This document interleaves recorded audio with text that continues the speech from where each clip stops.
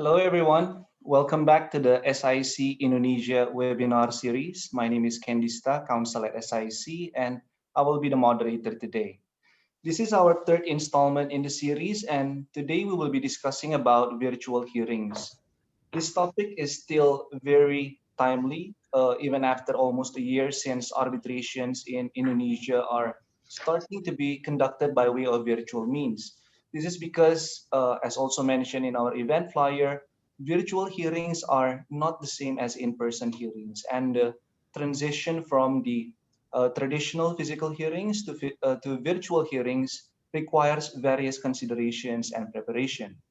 But we are very lucky today as we are joined by an exceptional panel of arbitration practitioners from both Indonesia and Singapore who will be sharing their thoughts and experience on these interesting issues. I'm sure none of them requires any introduction, but for the sake of good order, as we at SIC really like to say, please allow me to provide a summary of their profile. Our first panelist is Kohi Hassan. Kohi is a partner in Reed Smith Singapore and a director in Resource Law LLC. She is a commercial lawyer with extensive experience in international commercial disputes and corporate matters. Kohi has a breadth of experience in the energy, mining, commodities, and shipping sectors, both contentious and non-contentious. She also writes extensively in arbitration and is regularly sought for her views on the investment climate in the region. Hi, Kohi. Hello, thank you very much, Kendista. I do not know what the extensive bit, but thank you. Thanks for joining us, Kohi. Our second panelist, Edmund Cronenberg, is the managing partner of Brattle Brothers in Singapore and is actively engaged in dispute resolution. As litigation counsel, Edmund regularly appears before the Singapore courts, arguing against a variety of senior counsel in trials and against Queen's counsel as well. In arbitration, he represents clients in cases mostly under the SIC, ICC, and UNCITRAL rules. Edmund also sits as an arbitrator. He is acknowledged as a fellow in various leading professional arbitrator organizations and admitted to the panel of numerous arbitral institutions in the world. Thanks for joining us, Edmund. Very pleased to see you today. Thank you, Kendista. Good to be here. Our third panelist is Ibu Nira Nazaruddin. She is a partner in Sumadi Praja and Taher in Jakarta, focusing on litigation, arbitration, and alternative dispute settlement, general corporate, debt restructuring, insurance, aviation, and maritime, as well as shipping. Bu Nira is a licensed advocate and a licensed receiver and administrator for bankruptcy and suspension of payments proceedings in Indonesia. Halo Bu Nira. Halo Kendista. Apa kabar Bu? Baik. Terima kasih. Thanks for joining us, Bu. Thank you, Bu. Our next panelist is Jelita Panjaitan, who is a partner and head of Asia Dispute Resolution in Linklaters, Singapore. Jelita advises and represents clients in complex cross-border and multi-jurisdictional commercial disputes. In arbitration, she specializes in financial and energy and resource cases in Hong Kong and Singapore, including obtaining interim injunctive relief and enforcing arbitral awards in regional courts. Jelita has been appointed, including by SIC, as a sole or co-arbitrator. Hi, Jelita. Hai, terima kasih, Kendista. Terima kasih for joining us, Jelita. And last but not least, Mbak Debbie Sulaiman. Mbak Debbie is a partner in Hiswara Bunjamin and Tanjung in association with Herbert Smith Freehills in Jakarta. She is specializing in commercial disputes, arbitration, corporate restructuring, and insolvency. Mbak Debbie has extensive experience representing international clients in handling international and complex commercial disputes before Indonesian courts, as well as in domestic and international arbitrations. She has particular expertise in restructuring, workouts, and corporate insolvency, and leads the firm's restructuring and insolvency practice. Hi, Mbak Debbie. Hello, Kendista. You make my CV sounds a lot better, so thank you for that. Thanks so much for joining us, Mbak Debbie and everyone. So our topic today has quite a number of issues to be addressed, from the legal framework for virtual hearings to enforceability issues, if any, and so on. If the audience have any questions they would like to ask the panel, please feel free to write them in using the Q&A feature on Zoom and help indicate to which panelist the question is directed to. We will try to address them either as we go or perhaps before the end of the session. But given limitation of time, kindly note that we may not be able to address all questions from the floor. Okay, so without further ado, let's start with the legal basis of virtual hearings in Indonesia and Singapore. But Debbie, could we get your views on this? Do the statutory and legal framework in Indonesia permit virtual arbitration hearings? We will also ask Kohi for her views on the legal framework in Singapore, but perhaps we could start with you, Mbak. Thanks, Candista. In terms of Indonesia, the law is silent on virtual arbitration. This is the case before COVID and still remain the case after COVID. So while the applicable rules do not specifically address about virtual hearing, that said, this doesn't mean that the existing rules prohibit virtual hearings. So we have seen ad hoc protocols have been introduced and implemented by just different arbitration institutions to allow electronic or virtual hearings. So aside from parties' agreed protocols, as you would know, the main driver or agent, I would say, for this kind of funky setup would be the institution itself, as opposed to the general law around it. Now, as a comparison, the situation is slightly different with commercial litigation in Indonesia. We have seen some regulations issued around the introduction of electronic platform for trial, although I must also admit that implementation is still patchy.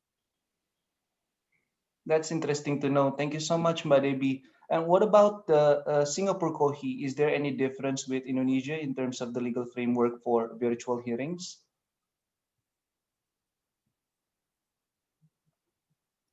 You're on mute, Kahe.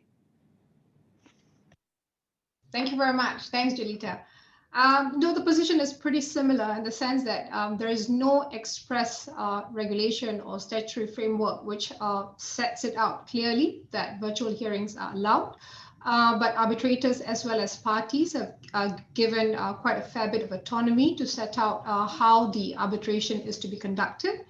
And thereafter, of course, you've got various rules, including the SIAC rules, which gives that broad framework. And then obviously last year there were various statements that were released by various institutions, including the SIAC, in terms of how to approach virtual hearings.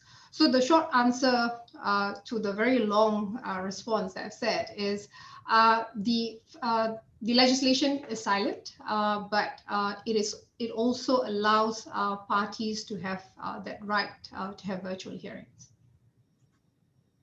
Thanks, Kohi. So thank you also, Mbak Debbie. So I guess this depends on the procedural rules agreed by the parties as well. And in the context of SIAC rules, Rule 21.2 says that the tribunal may hold hearings by any means it considers expedient or appropriate.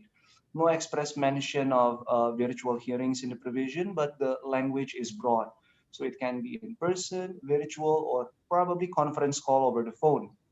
That said, Bunira, given how virtual hearings are regulated in Indonesia, or the status of the legal framework in relation to that, and assuming that you agree with what Debbie said, do you think arbitral institutions in their rules or practice notes, or the parties themselves in their arbitration agreement, should make express provision for virtual hearings? Well, yes, I think it should be the arbitral institution that make the express procedure for or agreement for the virtual hearing, which should be signed by the parties. I think the arbitration agreement itself has to be opened, because the virtual hearing just coming up this last year. So myself believe that actually in-person hearing would be most would be more adequate for having a hearing. So I think, yeah, ad hoc, by ad hoc, that the arbitrational procedure institution has to have the express agreement about the virtual hearing. Thank you, Bunira. Julita, do you have any thoughts you would like to share on this, whether institutions should include express provision on virtual hearings in their protocols or rules, or the parties to do that in their arbitration agreement? Yes, From a Singapore angle, sorry. No, that's okay.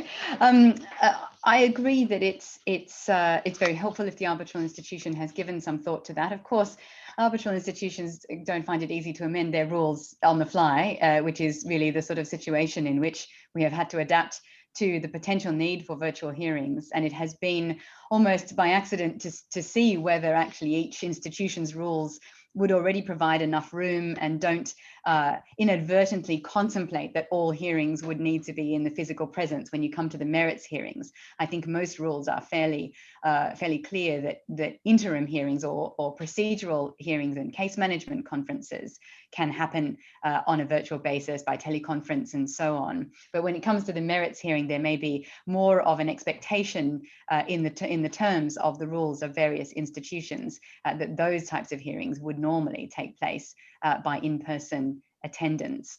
I guess I take this question more from the perspective of enforceability, and I know we'll probably come on to that in the course of this discussion. But my view is that it would be ideal if either through the relevant rules that govern the arbitration or the parties' contract, there is some provision which allows at least expressly for virtual hearings, so that later on there can't be any tripping up by one party in the process trying to insist on the hearing happening physically, or alternatively does so at the far end in trying to set aside an award or challenge enforceability on that basis. And in our firm, in terms of guidance that we're giving to clients around their contractual provisions, we do have a pro forma that we are looking to include in most arbitration clauses. I think the key elements of a good clause of that kind include, and something that Bunira touched on there, is the conditions in which a virtual hearing ought to be considered or agreed upon by the parties. So you would not want your contract, of course, to say that all hearings must be virtual. That would be the opposite of the intent, but rather that in certain situations, for example, if parties are restricted from traveling, then it would be for the tribunal, and generally this discretion should be reposed in the tribunal for the tribunal to decide whether it would be better to conduct those hearings virtually, so putting that discretion in the right place, and then even going so far as to expressly waive the right for the party to later object per se to the use of a virtual hearing. Obviously, there can still be debate about what's appropriate for any particular part of the procedure, but generally speaking, trying to remove that risk to the enforceability down the track. Thank you very much, Julita, Bunira. That is very, very helpful. So I suppose we should basically give more ways for virtual hearings, probably in the arbitration agreement, but still maintain the flexibility to also, do it, for example, in person, if the circumstances would perhaps warrant that mode of hearing as well. So we will move on to discuss about the conduct of virtual hearings in a bit. But before that, Kohei, going back to you, in your experience, are parties generally proceeding with virtual hearings during the pandemic? So since travel restrictions due to COVID-19 are still in place, one of the ways around it is virtual hearings. So there you go. Or do you think that this is something that is decided on a case-by-case basis? See, my view is even prior to COVID-19, we still have some elements of virtual hearing already. I mean, I've had occasions when we had arbitration hearings where we've got witnesses in India were not able to travel, and we're giving evidence virtually in that sense. So it's not really something that was unique or new when the pandemic happened. I think what we saw with the pandemic was it sort of like accelerated people's acceptance of having more virtual hearings. And the way I see it is there'll probably be a combination of virtual as well as in-person hearing, depending on the circumstances of the case at any point in time. I think the fact that virtual hearing is something that is open to parties to consider, open to the tribunal to consider, I think adds on to the flexibility. It would also definitely help with promoting cost efficiency and things like that. So the way I see it is, what we'll probably see is a bit more of a hybrid, and it may be a case-by-case basis. Counsel will, of course, review various factors to decide whether they would want a virtual hearing or in-person hearing. Of course, if I've got someone like Mr. Edmund Cronenberg on the other side, cross-examining my witness, I will actually ask for a virtual hearing so that it is not there intimidating my witnesses in person. But it's factors like that we'll have to bear in mind when we are considering whether it's in person or virtual or hybrid. Edmund's going to give you all his tips in a minute, Kohei, for conduct of hearings. So then you'll be fine. Oh, sorry, I'm going to stay with you a bit, if I may. So just wondering what's your views if, say, a party is simply refusing for any reason to have a virtual hearing. What do you think the tribunal or the other parties can do in that situation? Can they push forward with the virtual hearing? See, I think the starting point is the tribunal has that flexibility, right? To decide how to conduct the arbitration proceedings in the most expedient manner. Of course, there may be a situation where parties may try to take advantage of what's happening to try and delay the progress of the matter, citing technological challenges and things like that. And we need to be pretty sensible in terms of how we approach things. If parties are based in certain countries where there's a constant power trip, then we may need to bear that in mind, because it all goes back towards ultimately potential challenges to enforceability at some point in time. I mean, I will never thought that I will ever see this, but a couple of weeks ago we actually had a power failure in my building, and if we were actually in the midst of an arbitration hearing, then obviously that will have actually delayed some proceeding, right? So these are all factors that I feel we need to really take a sensible and calibrated approach in terms of whether to go ahead with a proceeding, just because there is a potential of using virtual, but we need to bear all these factors in mind. Thank you, Kohi. But Debbie, if I can pass over the same question to you, what are the possible measures that can be done by the tribunal or the other parties when a party refuses to proceed with a virtual hearing? And also, is this something that we commonly see in Indonesia, ma'am? Interesting question there, Candista. I've had 3 virtual arbitrations since mid last year. Been as a claimant or as a respondent, so I've been in both camps. Apart from strategy-wise, I think having virtual hearing takes away the human interaction a bit. Like Kohi said, I want to do my opening remarks in front of real tribunal and engage them into my arguments. The worry is more about the lack of human interaction and the technology around it, how user-friendly it would be, how easy it would be to, how we lawyers love our bundles, and probably Edmund and Jelita as arbitrator will also love their bundles. So having e-bundle is sort of a foreign concept. Now I'm gonna have, I think, a hybrid one. I was asked the question a few weeks ago whether it would be okay under Indonesian law. Now, interestingly, under our arbitration law, the default position is just by submission of documents, right? Written pleadings. Now, parties can agree and the tribunals can approve, right, to have physical hearing. Looking at that, I mean, at the end of the day, it is really down to parties' agreement. I wouldn't also be comfortable if my opponent is resisting to have virtual hearing just for the sake of making it difficult. Like Jalita and Ibu Nira have correctly pointed out, because we're, as a litigator, we are, I think, anticipating the enforcement difficulty. So we want to try to just get parties' agreement even before we decide that, yes, this is the route that we want to do. Thank you very much, Mbak Debbie. I would like to perhaps move on to the next part now. Let's assume that the case is proceeding with a virtual hearing. There are some logistical challenges that need to be considered because, again, virtual hearing is not the same as in-person hearing. First, let's talk about managing time zones, because international arbitration often involves parties, arbitrators, witnesses, and perhaps experts residing in different jurisdictions. Ibu Nira, if I may, how do you think we can manage difference in time zones, Bu? I would like to get your views on this as well, Edmund, but maybe we can start with Ibu Nira. Sure. The most important factor, when we have to manage the time zone, is that all the parties who reside in different jurisdictions can attend and then can follow and are awake during the proceedings. We have experience. Especially the tribunal, right? Especially tribunal, correct.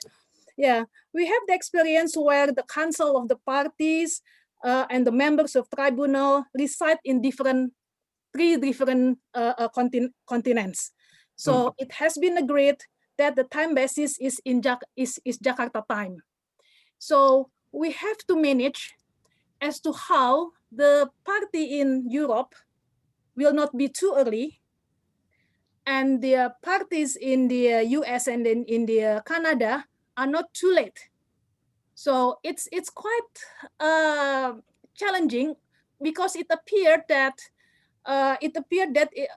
it is not as easy as it sounds about managing time, because the time difference is quite large. So at that time, the Europe parties have the hearing at 5 o'clock in the morning, and one of the members of tribunal in Canada have at around 8 o'clock, and we finished at 3 o'clock his time in the morning.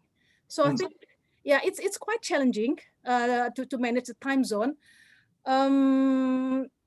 So it really depends on what is the time basis, because where the seat of the arbitration. Edmund, can we also have your thoughts on this? Because I think this is quite an interesting issue, and I'm sure the audience is very interested to hear a variety of views as well on this. Yeah, thanks, Kandista. Time zones are obviously a very big challenge in virtual hearings if the parties are very far away in different jurisdictions. I agree with Ibu Nira. I mean, you just have to find the sweet spot between these different jurisdictions, and because that sweet spot may not allow you the full, 7 hours, working hours during the day, you might only have about 4 hours of hearing time, which effectively means that the numbers of days of hearing get extended, because you only have 4 hours as opposed to 7 hours. You just have to have more hearing days. And that's something that you may want to have to bear in mind when arranging one of these things. The other big challenge is if you have a tribunal that's not a sole arbitrator, but 3 arbitrators, and they're in different jurisdictions, they want to coordinate and they need to be awake, and that's a bit of a challenge. So, if the parties feel at the outset, right at the start, that it's probably there's probably going to be a virtual hearing, then they need to bear that in mind to try and get the tribunal at least roughly the 3 members in the same time zone. When they select the tribunal, if they know there's going to be a virtual hearing right from the start of the arbitration, they may as well think about having tribunal members all from the same time zone, because having one in Canada and one in London and one in Singapore is going to be a big challenge. Thank you very much, Edmund. Thank you, Ibu Nira. That's very, very helpful. So that's managing time zones. What about ensuring stable technology and production values? Because that is also important and cannot be overlooked. How do you think we should address this logistical challenge, Mbak Devi? Um, it was tough. It was tough. We had a virtual arbitration where Hmm. one of the parties involved was located in a very remote place in Indonesia. Let alone about the technology side of it. We were even thinking at that time it was heavy rain season, and what does it mean? What if this person cannot reach the location and the flood and all of that combined? So the prep was very important. We had a lot of prep. We had a lot of the technology team, like both IT teams of both firms or all firms, if there are more than two firms involved. We had even an agreed list of a specific specification of the equipments. We had a lot of discussion about, again, it's all about the protocols. It's about getting the external providers to support your virtual hearing, down to having multiple groups trial, as well as involving not only the tribunal but also the witnesses, the experts, the interpreter, the transcribers, all of that, to make sure that there would be no hiccups. So luckily I can report back that we had no hiccup for that week-long hearing involving 5 different time zones. I think that really changed the way we see it. Now I came from the skeptic tent. Now I'm in the believer tent. That's good to know, Mbak Devi. Jelita, could we perhaps have your views as well on this? Sure. Certainly, I think it's worth mentioning this production values concept. I think that parties' counsel sometimes don't give enough thought to the impression that they create and that their witnesses create through the virtual engagement, and how it's different from what happens in the room. But actually, many of the same things come into play. If you think about the outfit you would wear to make submissions in a hearing, it's the same as thinking about the technology you use to do your projecting. Do you have a decent speaker, microphone? How distracting is your background? Do you need to use a virtual background, etc.? I'm sure everybody has now seen on the internet the situation where a counsel showed up for a hearing with a judge but accidentally put the cat filter on his Zoom screen. I mean, aside from how bizarre that situation was, what I could not believe was that if you listen to the sequence, he says to the judge, "I'm happy to go ahead." And I couldn't believe that he hadn't thought about in that context the psychological impression that it would be created by the judge having to listen to him speaking as an amusing cat icon. And I really thought it must have impaired the appreciation of his arguments, however serious they might have been. So I do think counsel, just as Debbie has described, need to invest both time and probably some money in making sure they're properly equipped and properly checked, so that everything will run smoothly. Because especially when we're using screens, one of the issues is really that it can just be distracting for the tribunal to either to have the feed dropping out, to have asynchrony between the video and the audio, and so on. And of course, some of these things are unable to be avoided, and every tribunal will do their best to accommodate everybody's capability. But I guess just in the same way that you would think about whether you should go ahead with a hearing when you have a sore throat and you can't be heard very clearly, it's the same with the technology, and you just need to think about how that enables or hinders your arguments from coming through clearly and easily for the tribunal to absorb.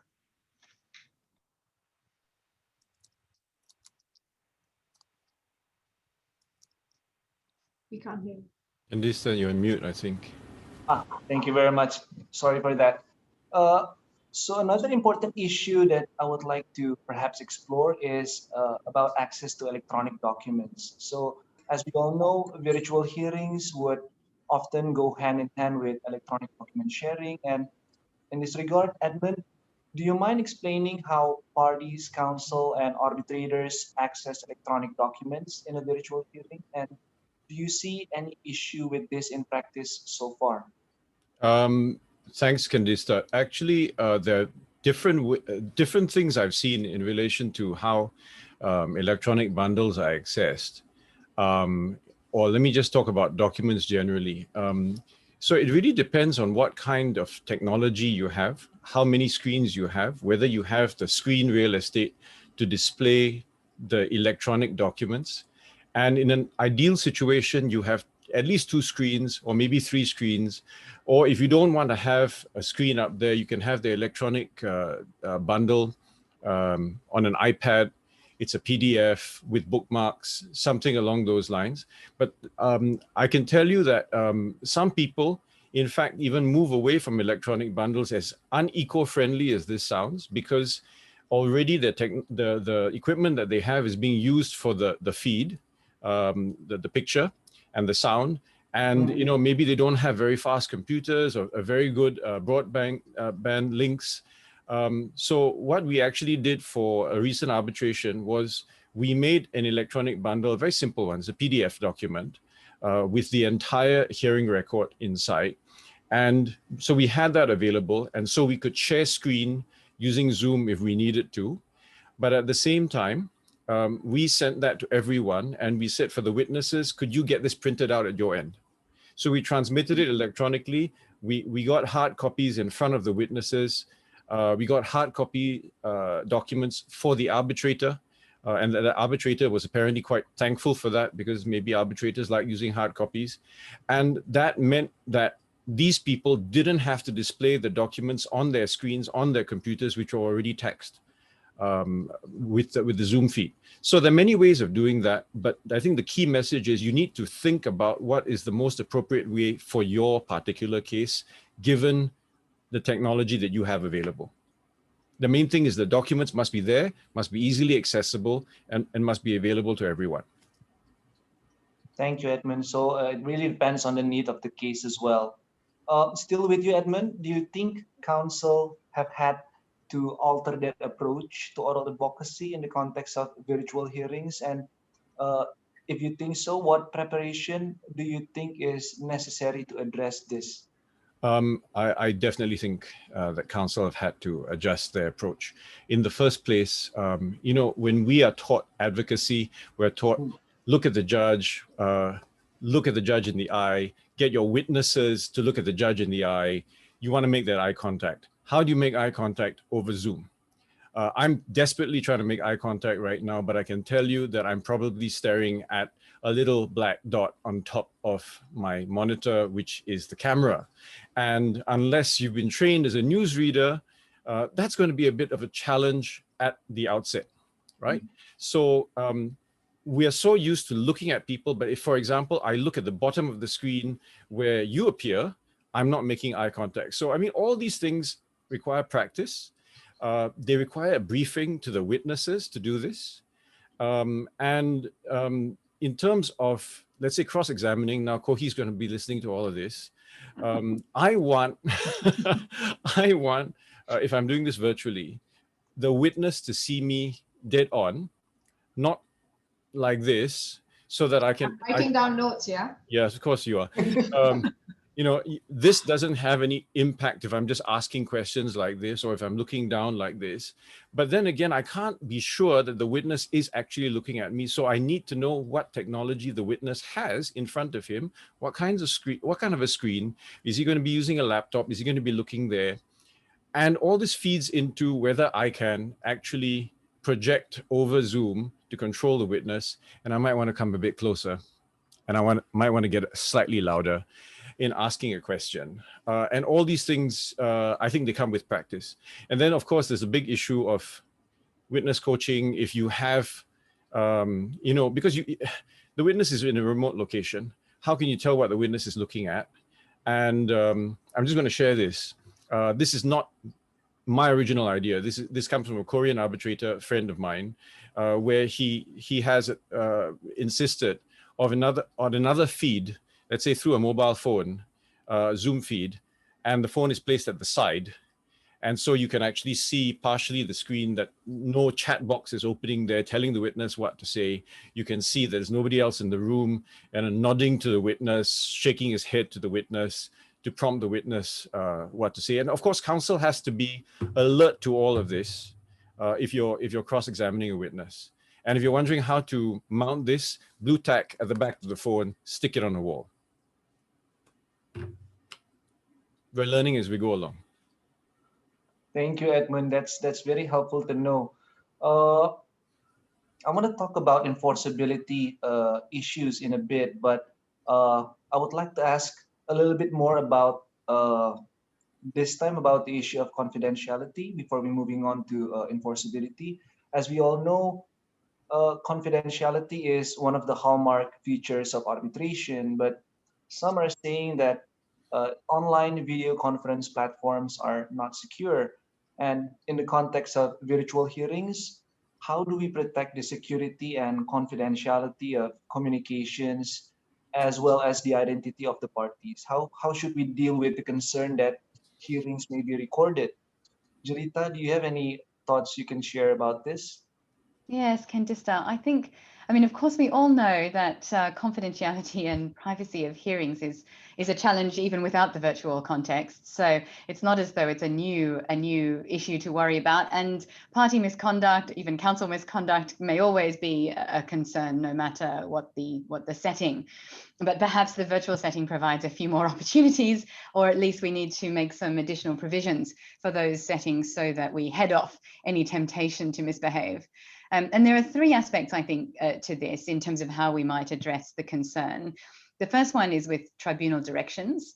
The second would be technology solutions or technological solutions. And the third one, I think, is practical behavior. So taking those three maybe in turn, in terms of what the tribunal should do, I think it's important for tribunals to give extra attention to this issue in their protocol or procedural orders, to give additional directions to the parties on the maintenance of confidentiality in the context of the virtual hearing, and to invite the parties' counsel to suggest ways in which that confidentiality can be secured. And I'll come on to that in particular around technological solutions, which the tribunal may not be the best expert in, but the parties' counsel can perhaps be expected to look into that. They may want to give directions around the approval and identification of participants. Today, we all have our names on the screen, and we each received an individual link to join this session so that it would definitely be us when we came on screen. And that's different from what the participants received to join the session. So it's those kinds of controls that may be able to be used and to allow for the identification process. And also just give directions generally about non-recording if it's not a recordable session. Of course, you may want to, if you're holding your hearing on Zoom, and depending on whether you're also using transcription services, you may want to record the hearing, and it may be an advantage to have that facility on the platform. And then thinking about technological solutions, I've mentioned a little bit about that already. I think two-factor authentication is one option around participants to be 100% sure, for example, your witnesses are on, that they are the right people, that they have been ID'd, and also that you don't have any extraneous participants that have failed to identify themselves and perhaps are people listening in who have not been approved. And then there are technological aspects around secure platforms, encrypted platforms, and so on. And then Edmund was talking about the transmission of bundles electronically, and that can also, of course, be done on an encrypted basis or through a platform rather than sending around thumb drives and things, which can be the subject of theft or disclosure as well. And then the last thing, again, another sort of anecdote I'm sure many people have seen in the public domain is really around just general care and conduct when it comes to using virtual methods of engaging for hearings. Just as you would always be careful about what you say in the hearing room, you need to be careful what you say while you are connected to the virtual hearing platform. And I think that goes for everyone, counsel, tribunal, witnesses, things like making sure that you are off or on mute at the right times. Off mute is the one you want to be careful of if you're saying something to your colleagues beside you, etc. I think when you finish the hearing and being aware that you're completely disconnected before you start to have free conversations. I hope most people have taken a salutary tale from the Staveley and Barclays hearing in the English High Court, where there was YouTube broadcast just like this session, and everyone was finished with the public hearing. It was being publicly broadcast because it was a court hearing, and then there was a separate counsel was still in the room though, in the hearing room, and they were using a Zoom call to talk to their own team, and they said some really unfortunate things about the witness who'd been testifying that day, just between what they thought was their own legal team, although still probably not the best form of professional conduct. And unfortunately, they're publicly broadcast on the YouTube feed, and so everyone heard what they had to say, and it really was embarrassing for counsel. And the other one I guess I think about is how the tribunal communicates with one another. So making sure that they do that on a separate Zoom platform call rather than trying to communicate, thinking that all the parties have left the platform, because you just don't know how long it takes people to connect and disconnect and what they might hear. So there are a few things like that to be aware of. The other one I like is Zoom messaging. I've seen so many people tripped up where they think that they're messaging one person and they end up messaging everybody who's connected, etc. So all these things, as Edmund says, we are learning as we go along, but mostly by misstep probably. But the best thing that people can do is try to make themselves familiar with all of these issues in advance, and as a tribunal also to give good directions so that the process is protected. Thank you, Julita. That's very comprehensive and very helpful. On balance, do you think the preparations, if I may inquire further, do you think the preparations that may be necessary for a virtual hearing would be, more? There are many more preparation to do for virtual hearing compared to in-person hearings? I think it's just attention to different things, Candista. I mean, if you think about the preparation of packing your bag and getting to the airport and waiting in the lounge and getting on the flight, if you assume that you incorporate all these things in the advance work before a hearing can happen, you might think that it's faster to get the technological setup done properly. And but as Debbie says, when in the first occasion with any particular participant or for the parties, then naturally you'll want to have several goes at that or several arrangements. But of course, places like Maxwell Chambers and even within law firms now, in our office in London, we have converted a full meeting room into a hearing room, which has huge amounts of, as Edmund calls it, screen real estate and cameras and separate tables. And, of course, that took quite some time to prepare. But once it's there, then it takes very little to engage with every court hearing or every arbitration hearing that requires that sort of infrastructure. So I think on balance, we'll talk about time and costs, I'm sure, in this conversation. On balance, probably it's less, and of course it gets more efficient as time goes on. Thank you, Julita. We'll talk more about the cost and time aspect of virtual hearing in a bit. But before moving on from the issue of confidentiality, perhaps we can hear from Ibu Nira. Ibu Nira, do you have any views you would like to share about, managing confidentiality in virtual hearings, Bu? Yeah, I agree completely with Julita, but I just want to add a little bit that under Indonesian law, arbitration proceedings will be conducting confidential, and so all the hearings. So in practice, for example, under Bani rules, the tribunal at the beginning of every session, they will warn the parties, including the witnesses, experts, and including the, for example, interpreters, to keep that the hearing will be conducted confidential, and there will be consequences if somebody is leaking. For example, the recording is leaking, and then there will be consequences for that. So under advocate law, we are bound by ethical conduct. Conduct such as leaking the recording will have consequence. So that's how, in practice, we try to protect the security and confidentiality and communications in virtual hearing. Thank you very much, Bunira. Okay, so the virtual hearing is over now. The award is issued and the party is thinking of challenging it. I think the audience may be wondering if the award can be challenged on grounds relating to due process, given that the hearings have been conducted virtually. I think it would be great if we could get views for Indonesia, Singapore, and perhaps the rest of the common law jurisdictions. I will ask Jelita about the latter, and Bunira and Badebi about Indonesia. But Kohe, can we perhaps start with you with Singapore? Can the award be set aside in Singapore you think that if you think so, is it likely to succeed? The short answer is no. Just because a hearing is conducted virtually, I don't think that gives the respondent the right to try and get the award set aside or challenged. But having said that, if a respondent is recalcitrant, it just gives the respondent yet another avenue to try and challenge an award. On due process, particularly when the respondent had said very early on, I'm unable to get, I do not want the hearing to be conducted virtually. I do not have the relevant equipment. I come from a place where there's constant power failure. And as a result of which, the party is unable to present its case, then, there may be grounds for that.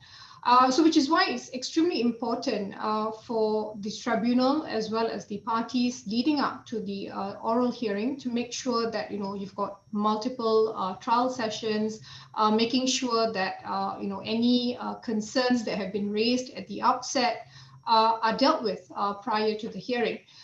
Where, for instance, I do not know whether this will succeed, but if a witness has to give evidence at, say, 4 o'clock in the morning, then, there may be a potential argument for breach of natural justice at some point. It's definitely a ground that could be explored. So these are things that— Edmund's taking notes on this one, Kohe. Getting his challenge ready. So obviously these are factors that need to be considered at the outset.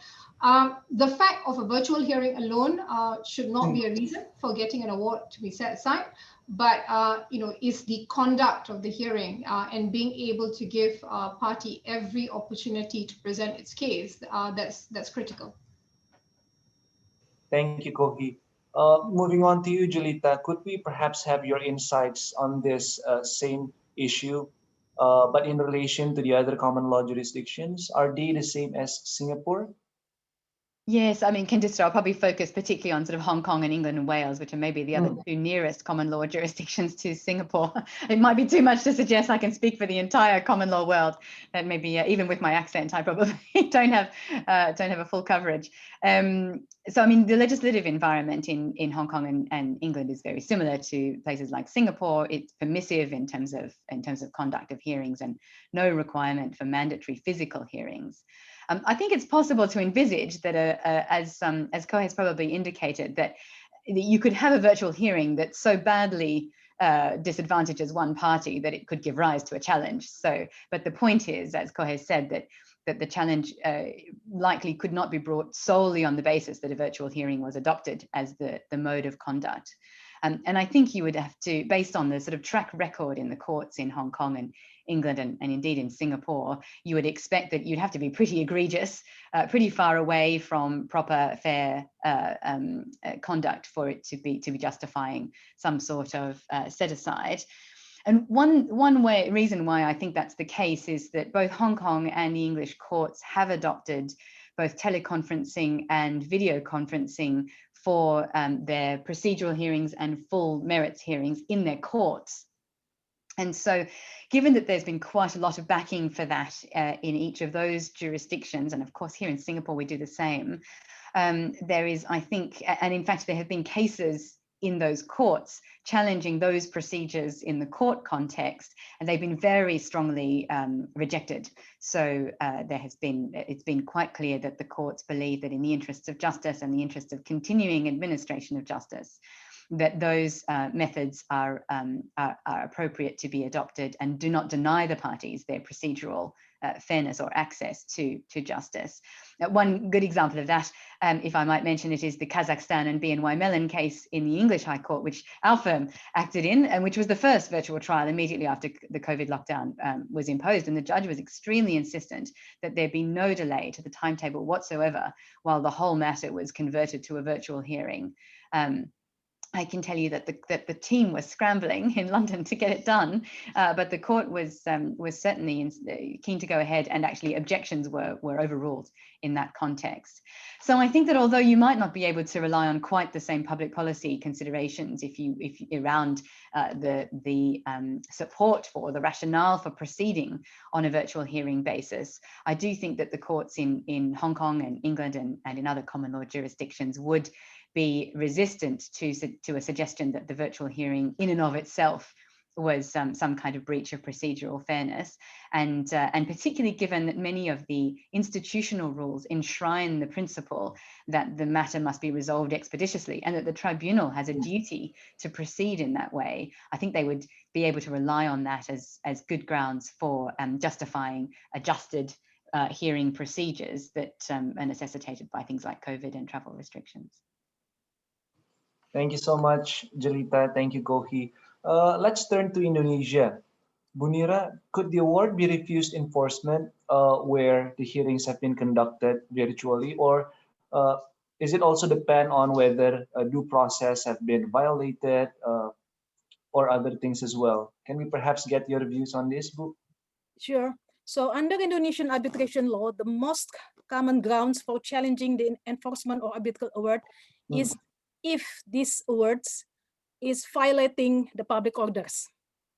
So unless you can prove that, either the procedure, either the conduct is violating the public orders at this stage, as this time being, I don't think that it will be easy to challenge the arbitral awards for the enforcement. So I think the grounds is not, it's very difficult to be required, for somebody to apply for nullification of the enforcement or arbitration award. Thank you, Bunira. Mbak Debbie, do you share the same views? Yeah, I agree fully with Banira. I mean, the fact that enforcement in itself is already a topical issue when it comes to my country. I don't think having a virtual hearing is a special additional risk to enforcing an award.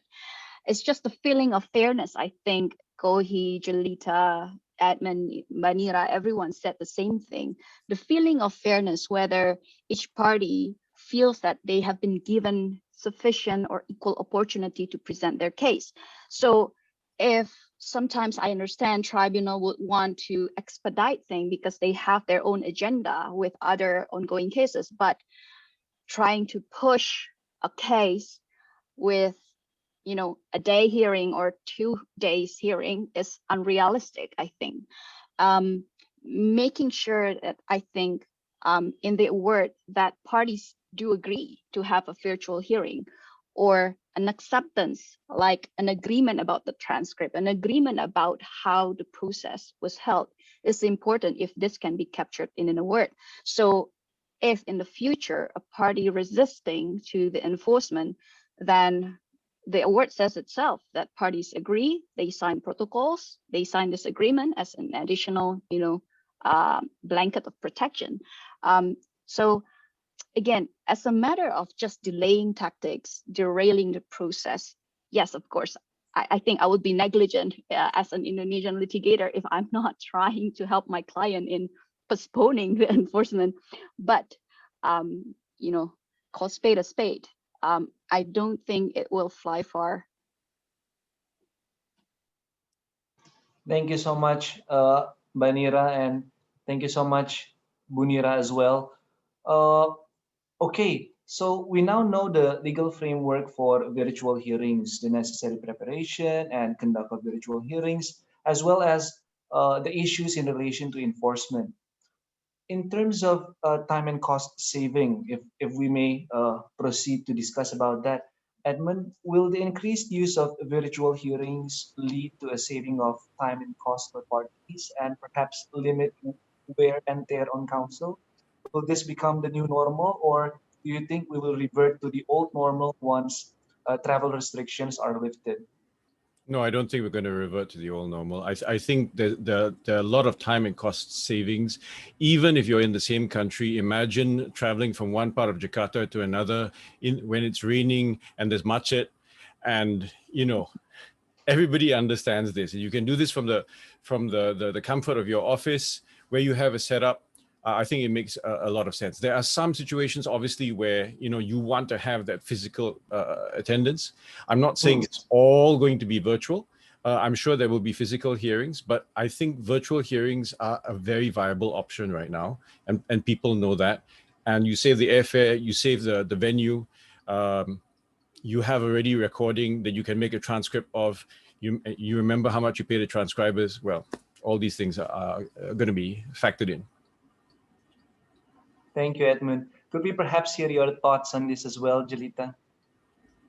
Sure. I think we've already talked about the various efficiencies that are available. And if you exclusively focus on the process of conducting the arbitration hearing, I think you must have to, particularly where there might be travel involved, you must conclude that it's more time and cost efficient on balance to do things virtually. There are maybe two areas where I think that efficiency could be compromised, not so much in terms of the hearing process, but overall in the efficiency of getting disputes resolved. Because of course, not every dispute needs to go through a full hearing in order to come to a conclusion. And there's after the hearing, how long the arbitrators may take to deliver their award. And I think there are a couple of areas there where some inefficiencies might arise from the virtual setting. And the first of those, I guess, is the conferences amongst the 3-member tribunal. We were talking before about tribunals where all the members live in different jurisdictions in different time zones. And as Edmund says, ideally the parties would do their best to try to prevent that from happening.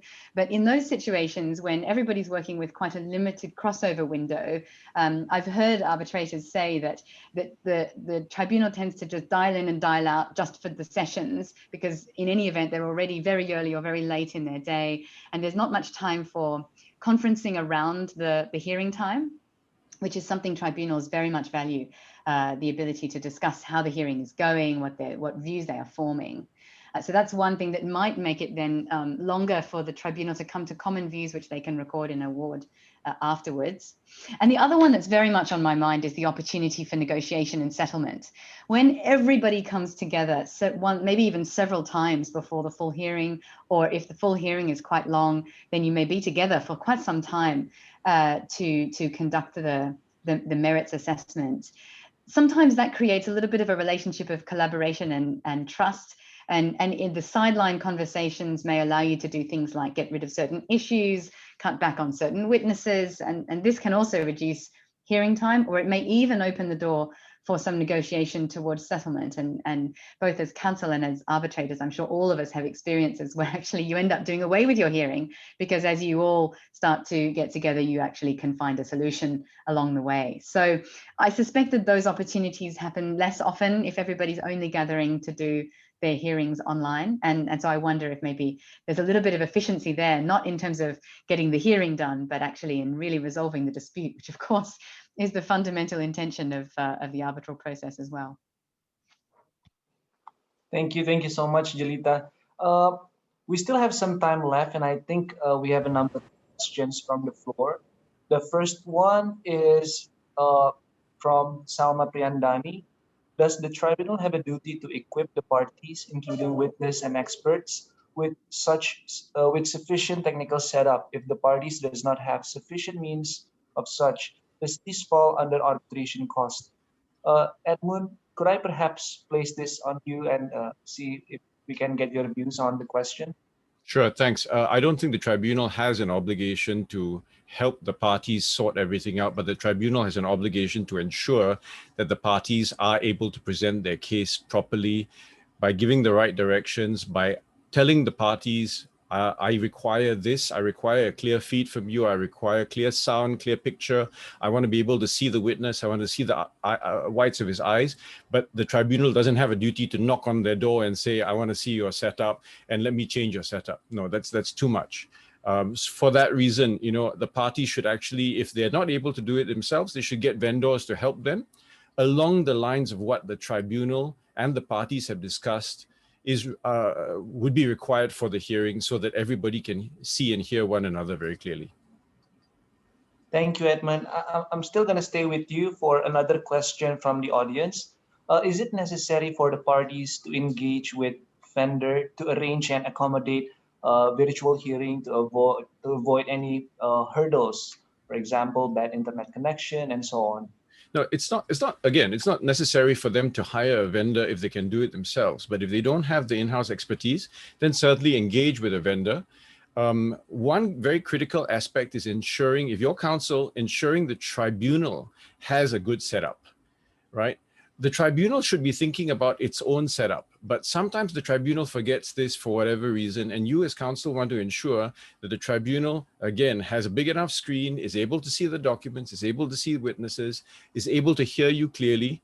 And if there's any suspicion that the tribunal might not have this, then this should be raised by counsel, and then you can have a discussion on whether a vendor should be brought in to help everyone, right? So it's something to think about. Think about the end process, the end result, not so much whether it's a vendor or yourself, but the end result should be the tribunal should be able to hear everyone, and you have effective advocacy, effective witness testimony as well. Thanks very much, Edmund. Another question from the floor. Does anyone know if any party has as yet claimed lack of jurisdiction to enforce in an international case on the basis that cyberspace is not a signatory to the New York Convention? By Debbie, could we perhaps get your views on this? Yes, I mean, the legal seat would determine the nationality of the award, whether it's going to be a domestic award or going to be an international award, which then determines the approach for the enforcement. So I could probably expect after this, looking at the participants at more than 300. So probably one of these days in the future, someone will file and trying to resist enforcement based on this. But again, my view is that it shouldn't be the case. The law is very clear. And I remember,